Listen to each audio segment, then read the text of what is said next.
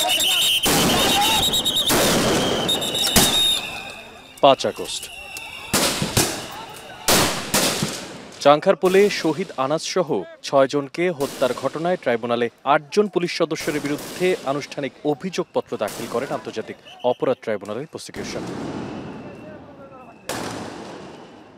আনুষ্ঠানিক অভিযোগপত্র দাখিলের সময় চিফ প্রসিকিউটর তুলে ধরে বলেন, দেশজুড়ে নিরীহ নিরস্ত্র ছাত্র জনতাকে হত্যার মধ্যেও কোনো অনুশোচনা না করে ক্ষমতার মসনদ টিকিয়ে রাখতে মরিয়া ছিলেন ক্ষমতাচ্যুত সাবেক প্রধানমন্ত্রী শেখ হাসিনা।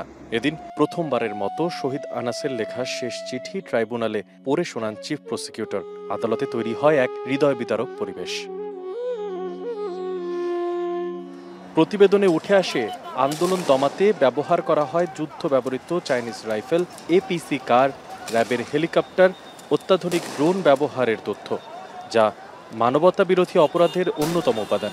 শেখ হাসিনার নির্দেশ পালনে সরাসরি ঘটনাস্থলে উপস্থিত থেকে ছাত্র জনতাকে গুলির নির্দেশ দেন তৎকালীন ডিএমপি কমিশনার হাবিবুর রহমান সহ অন্য অভিযুক্তরাও। এ তথ্যও তুলে ধরা হয় ট্রাইব্যুনালের কাছে। শেখ হাসিনা কিভাবে ছাত্র জনতাকে হত্যা করে নির্মূল করার ব্যাপারে অনড় ছিলেন সেই কথাগুলো তুলে ধরেছি।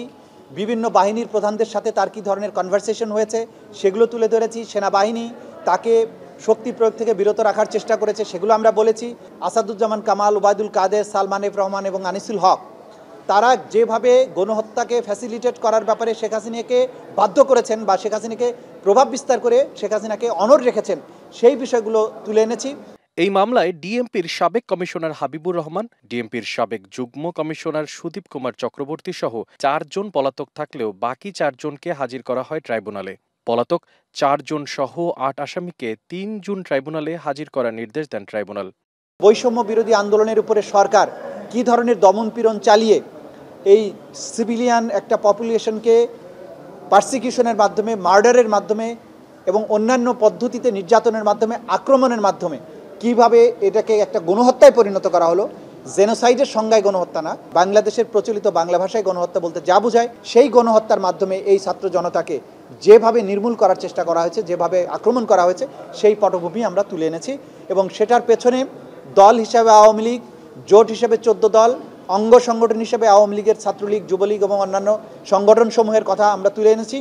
এদিন আশুলিয়ায় 6 জনের লাশ পোড়ানোর মামলায় আদালতে হাজির করা হয় অভিযুক্ত 7 জনকে। তাদের বিরুদ্ধেও দ্রুত তদন্ত প্রতিবেদন জমা দেওয়া হবে বলে জানায় প্রসিকিউশন টিম। এদিকে অনলাইনে শেখ হাসিনার বক্তব্যের জন্য শেখ হাসিনা সহ 2 জনকে হাজির হতে পত্রিকায় বিজ্ঞপ্তি দিয়ে 3 জুনের মধ্যে ভারতে অবস্থান করা ক্ষমতাচ্যুত সাবেক প্রধানমন্ত্রী শেখ হাসিনাকে ট্রাইব্যুনালে হাজির হওয়ার নির্দেশ দেন ট্রাইব্যুনাল। মশিউর অনিক, এখন, ঢাকা।